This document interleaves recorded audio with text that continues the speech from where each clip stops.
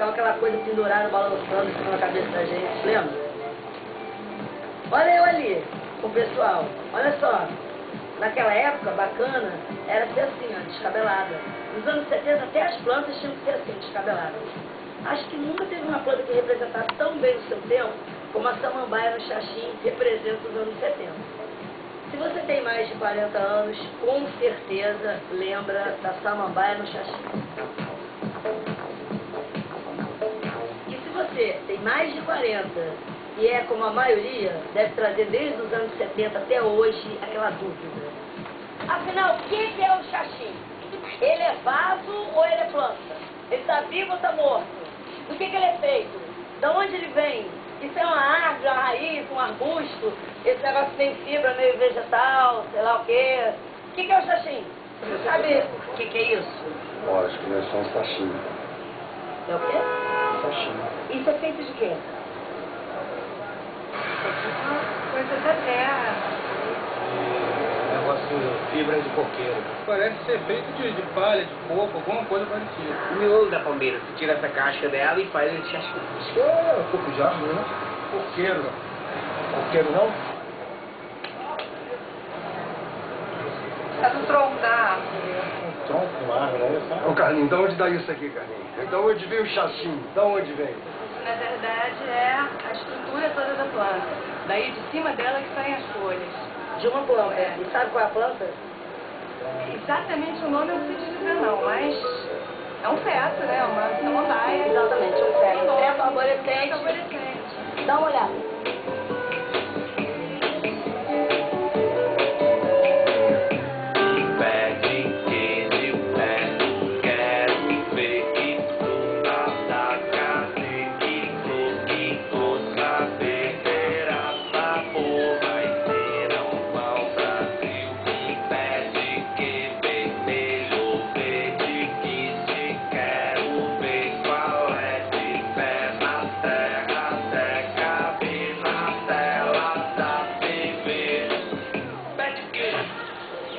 O Xaxim, que muita gente pensa que é só um vaso de planta, é uma espécie antiquíssima. É uma planta pré-histórica, de mais de 200 milhões de anos. Na botânica se diz que o Xaxim pertence à divisão das pteridófitas, ou seja, ele é uma samambaia. E as samambaias eram muito comuns no Jurássico.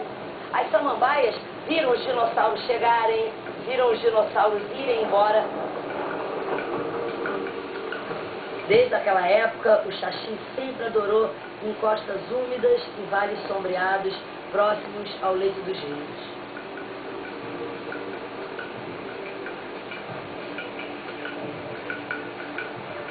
Esse aqui é o Marcelo Carvalho, sabe o que ele é? É paleobotânico, paleontologia das plantas, não é isso? Exatamente. Vamos falar um pouquinho do Jurássico. Como é que era essa época aí? Bem, as samambaias surgiram, na verdade, no Devoniano, isso é 415 milhões de anos. 415 milhões de anos. E teve seu apogeu no Carbonífero, mais especificamente no caso da Dicksonia, da família Dicksoniaceae, ela só surgiu no Jurássico, ou seja, 210 milhões de anos. Ela veio junto com os dinossauros, Junto contemporânea. Contemporânea. Quer dizer, samambaia já existia antes dos dinossauros, bem antes. Bem antes. Agora, essa que a gente está falando, a samambaia sul, esse samambaião, né? Surgiu no mesmo período dos dinossauros. Exatamente, eles foram contemporâneos, né? E como era o ambiente, assim, vegetal, nessa época? No Carbonífero, que foi o apogeu das samambaias, a flora era praticamente composta só por esses fetos arborescentes. Que loucura, hein? Só voltou a ter um outro boom nos anos 70 em Copacabana, né? Pois que é. todas as senhoras tinham aquilo, inventaram aquele regadorzinho que tinha uma vara, né? Eu me lembro, minha avó molhava muito meu avô ficava tomando sopa embaixo, e minha avó com aquele negócio, ele falava, Gazela, está me molhando? Que ele ficava molhando a samambaia, ficava assim, olhando na cabeça dele. Bom, então se a gente tivesse que desenhar, por exemplo, assim, atrás de um dinossauro, a gente desenharia milhares de samambaias. Samambaias e também as gimnospermas, as coníferas e... Pinheiros. Pinheiros, isso. Esse tipo. Esse seria o Esse é principal... o pessoal mais velho. Isso. E agora, quem é o pessoal mais novo, assim, a gente olhando para o que a gente conhece hoje em dia? Seria, no caso, as angiospermas, que é a flora mais atual, né? Onde Tem os frutos, né? Por exemplo, manga. Quer dizer, o jeito dela se reproduzir era bem diferente. Exatamente, era bem diferente. Agora, eu posso perguntar uma coisa? Você já viu alguma samambaia carregadinha de flor? Já viu uma samambaia com muitos frutos? Não, nem eu. Então, como é que a samambaia se reproduz? É que a samambaia, ela é tão antiga, mas tão velha, que é da época que as plantas não tinham flor nem fruto. Elas se reproduziam assim, ó. Sabe essas bolinhas pretas que tem aqui embaixo, os esporos? Então, eles saíam voando, procurando uma superfície úmida, um lugar bem molhadinho, cheio d'água. Dali eles se jogavam e germinavam. Quer ver como é que é? Se o esporo, a sementinha, cai num lugar bem molhadinho, ele fica tão excitado que ele germina e gera um protalo. Bem pequenininho, quase microscópico. Nesse protalo são desenvolvidos o gameta feminino, que é a oosfera, e o masculino, que é o anterozoide. Quando os gametas masculinos estão maduros, o saco onde eles estão guardados se rompe e os anterozoides saem nadando, graças aos seus multiflagelos que permitem o deslocamento. E ele vai até o gameta feminino. Quando fecundado, ali se desenvolve o zigoto, o embrião. E a partir daí é que nasce o pé de samambaia sul. Entendeu? O nome feto é em função da Dicksonia solosiana ser uma samambaia, daí o nome feto, significa samambaias, e arborescente em função do porte da planta. Ela não pode ser considerada uma árvore, né, no sentido exato da palavra, porque ela não produz lenho. O que vai proporcionar esse porte, né, avantajado do xaxim, é a sua altura e proporcionado por esse caule mais robusto, né? E é interessante saber que esse caule robusto, ele vem em função de raízes que nascem a partir desse caule e envolvem esse caule, dando a ele essa rigidez suficiente para ele alcançar alturas maiores. Existem registros de indivíduos que tenham alcançado cerca de 10 metros de altura e cerca de 1,20 metro de diâmetro. No Brasil, ela ocorre de Minas Gerais até o Rio Grande do Sul, e basicamente em altitude de 600 a 2.200 metros, sendo que, no caso, na região da Mantiqueira, seria o local onde ela ocorre nas maiores altitudes.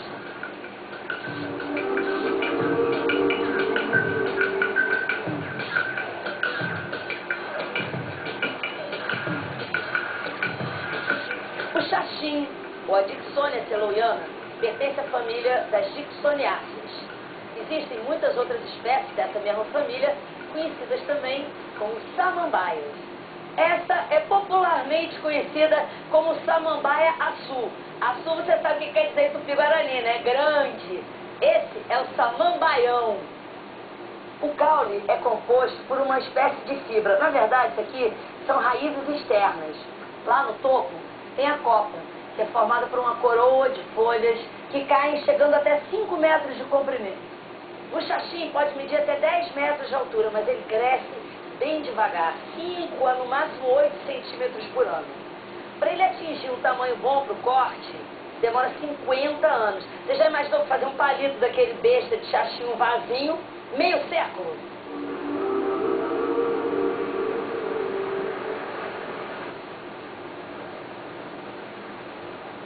Oi.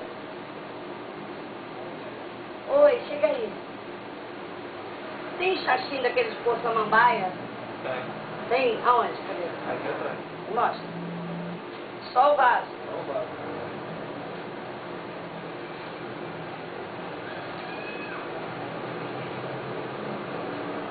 Mas é xaxim mesmo. Quanto custa? Aqui tá R$15. 15 reais? Ah, vou levar. Tem bastante ainda desse? Se eu Tem. quiser mais, tem bastante. Tá. Tipo o quê? Uma dúzia, se eu quiser, tem? Tá. Tranquilo. Tranquilo. Mas esse troço aqui pode vender, não é proibido? Acho que não é proibido mais não. Não. Valeu, Rodrigo, obrigado. Você vê, uma Dicksonia celoniana que levou mais de meio século para chegar nesse tamanho. Eu só atravessei a rua, levei 2 minutos para comprá-la por 15 reais. Simples assim, baratinho assim. Uma relação custo-benefício que nem essa, tão desfavorável para o xaxim, claro que ele ficou ameaçado de extinção, né? A Dicksonia solosiana, ela está incluída na lista de espécies ameaçadas em função da grande exploração que vem sendo feita nas últimas décadas. Mas, embora ela tenha a facilidade de produzir gemas, ela tem um crescimento lento. Na natureza, ela já é suporte para uma série de espécies epífitas, que são plantas que crescem sobre outras plantas. E a gente tem inclusive espécies de orquídeas que elas crescem preferencialmente nos troncos de Dicksonia salmoviana, como também outras samambaias pequenas, também como bromélias. Se o substrato preferencial dessas espécies seria um substrato numa planta que está ameaçada de extinção, consequentemente, potencialmente, essas espécies que dependem dela também podem vir a estar ameaçadas. Rodrigo, problemas. Vou devolver o xixi. Pelo seguinte, lembra que eu falei que achei que era proibido, você também? Aí eu fui olhar na produção. Mas olha aqui, as espécies constantes na lista nacional da fauna e flora ameaçadas de extinção são protegidas por lei. Essa daí é. E se o cara que vende isso, que comercializa e que vende, traz para eles, que corta isso no meio do mato, não tem uma autorização, e ele também não tem uma autorização para vender, eu que comprei, ele que está vendendo, o dono do negócio, o cara que cortou, todo mundo vira criminoso. Agora, como é que a gente vai saber se tem autorização ou não? É que no IBAMA, né? IBAMA? Podia ligar para o IBAMA, né? Porque quem tem autorização deve estar cadastrado lá. Boa, Rodrigo, vou ligar para o IBAMA. Valeu, obrigadão. Nós temos duas resoluções do Conselho Nacional do Meio Ambiente, CONAMA, a 278, de 2001, e a 312, de 2002, que proíbe a exploração e comercialização dessas espécies ameaçadas de extinção. Estas resoluções do CONAMA transferem a responsabilidade pela exploração do xaxim e das outras espécies para os estados.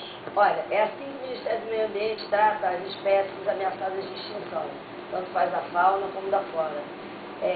A sua coleta, captura e uso, sem a devida permissão de autoridade competente, é crime conforme a Lei 9.105 de 12 de fevereiro de 98. Sem a permissão, aí essa possibilidade de ter uma permissão de uma autoridade competente abre uma brecha. Por isso que eu vou ligar para saber se alguém tem essa permissão especial.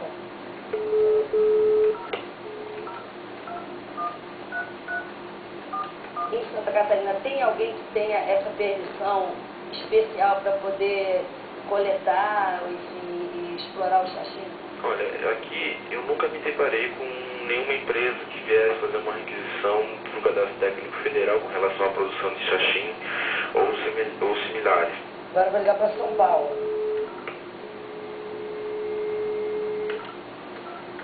No estado de São Paulo, a gente tem uma condição ímpar, que existe uma lei estadual que proíbe o comércio e o transporte de xaxim dentro do estado de São Paulo. Em São Paulo não adianta, não pode entrar xaxim está proibido. Que ótimo, Paraná.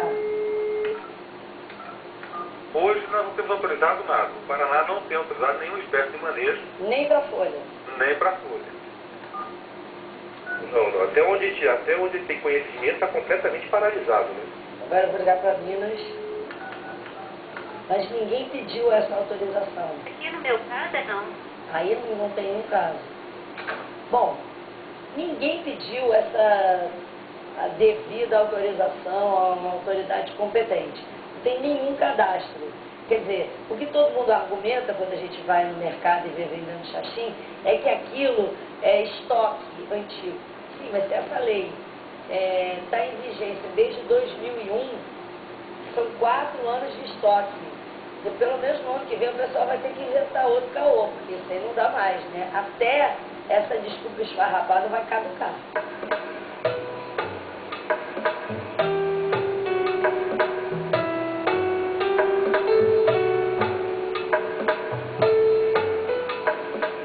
Com a proibição pelo IBAMA da exploração do xaxim natural, produtores e comerciantes foram obrigados a buscar alternativas. Materiais como a fibra do coco verde reciclada, a casca do pinheiro, têm sido algumas delas. No Nordeste, você pode encontrar vasos cheios de casca de coco. Da bucha do coco. A bucha do coco. É muito durativo, muito bom.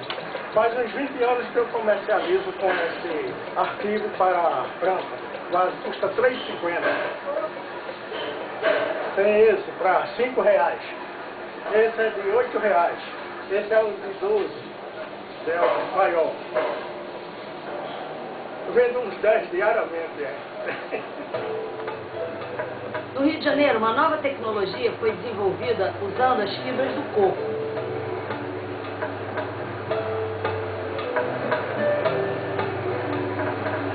Vocês não vão entender nada, porque tem esse paraíso, esse ambiente aqui bucólico, idílico, esse jardim suspenso da Babilônia, ao mesmo tempo esse barulhão, né, Felipe? Conta pra eles aonde a gente está. Na verdade nós estamos na frente da Dutra, no primeiro quilômetro da Dutra, na altura, passando os caminhões, tudo no Jardim América do Rio de Janeiro. E como é que você inventou isso tudo aqui? Foi um paisagista ou Não. Isso aqui começou com uma pequena parede. A gente queria mostrar, na verdade nós temos um produto único, um produto que ninguém conhece, não sabe as propriedades. Quando você fala em xaxim, as pessoas muitas vezes não sabem que é uma planta, que é a samambaia sul, pensam que é um vaso pronto.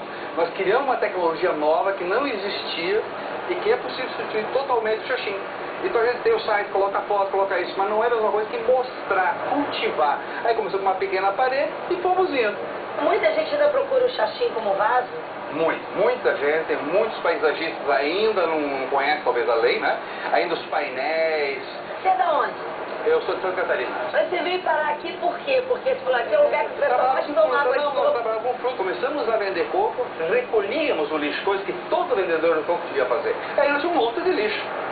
E o que vamos fazer com esse lixo? Não partimos no início, dizer, vamos fazer vaso. Não, nós vamos aproveitar o lixo. Porque o coco também é difícil de ser trabalhado como lixo, né? Não, ele não é trabalhado. O coco tem aterro sanitário, ele não decompõe mais. Ele mumifica, ele fica sobre o solo e aquele espaço útil que ele utilizou do aterro sanitário morreu para sempre.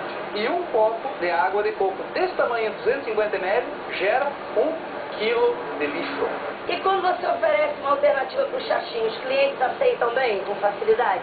Sim, hoje já passamos uma fase mais difícil, né? Que foi bem no início, onde o nosso produto era caro e o xaxim, por ninguém conhecer as leis, era muito barato, porque ele é roubado da natureza, ele não é produzido, então como ele era ilegal, não tinha nota, e se era nota não era bem verdadeira, então nós tínhamos uma diferença muito grande de preço. Hoje nossos preços estão iguais. Por exemplo, aqui tem orquídeas. Aqui são orquídeas e nesse caso ela está fixada dentro, para que a raiz possa emitir e se fixar dentro. Aí tu tem placas, né, de bromélias, chico desejado, plantas aquáticas, que é uma característica interessante. Isso é super interessante. Superior ao xaxim, que o nosso produto não se decompõe na água e ele permite o enraizamento. Mas olha, velho. Eu vou dizer uma coisa, a samambaia sua agradece. Nós também estão ajudando a salvar a vida dela e ela também. Bem, você também tem que agradecer ela, que ela te deu uma boa ideia. Sim, ela nos mostrou o caminho. Viva a samambaia sua. Pronto. Agora a gente sabe que o xaxim não é vaso, é planta. Que não é uma coisa, é um ser vivo. Bom, agora que você já sabe de onde vem o xaxim, pelo amor de Deus, vamos pensar bem antes de comprar aquele vasinho para botar a samambaia, ou então aquele palito horroroso que tem no seu dentista, com aquela jiboia, com aquele filô dentro quase morto, assim, tá? Vamos pensar bem que vem daí. O xaxim não quer viver só 50 anos. Pô, ele já está aqui na Terra há 200 milhões de anos. Pô, essa velhinha é muito simpática, esse feto pré-histórico. É uma vergonha. Ele já sobreviveu a dinossauro, a várias eras, e a gente que vai acabar com a raça dele.